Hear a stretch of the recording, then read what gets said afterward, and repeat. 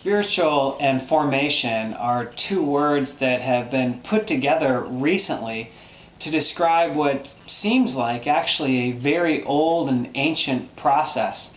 It's actually, though, a little bit hard to wrestle down and define what is spiritual formation. What is this process that it's all about?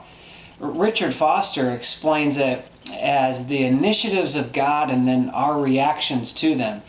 God's initiatives and His work in our life to create us and shape us and form us into the image of His Son. And then our reactions and our responses to that work. Certainly a partnership deal there in the process of spiritual formation. But what's the result of that? If that really was the definition, what's the end goal? What's the hope of the spiritual formation process? Greg Hawkins and Collie Parkinson, who were part of a Reveal study at Willow Creek Community Church a few years ago, said that really the spiritual maturity goal, how we know spiritual maturity and spiritual formation is happening in people, is when they're increasing in love for God and love for others. Essentially when they're living out the two greatest commandments of Jesus Christ.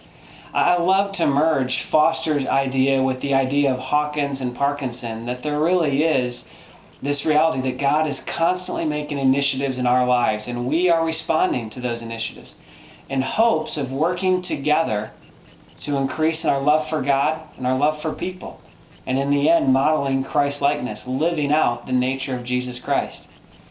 While spiritual formation is a new package of words to kind of encapsulate that process that Foster and Hawkins and Parkinson speak of, it really doesn't seem like that new of an idea. In fact, the Apostle Paul in Philippians talked about that whole partnership deal and the forming and the shaping of who we are.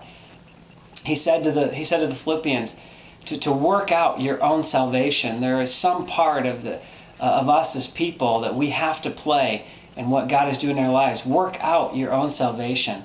But it's God who already is working in you to will and to act according to His good purpose. There's God at work, Him initiating things, and then our part and partnering with that to work out our salvation. This partnership deal seems inevitable.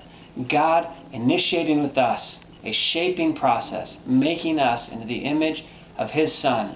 This whole idea of spiritual formation.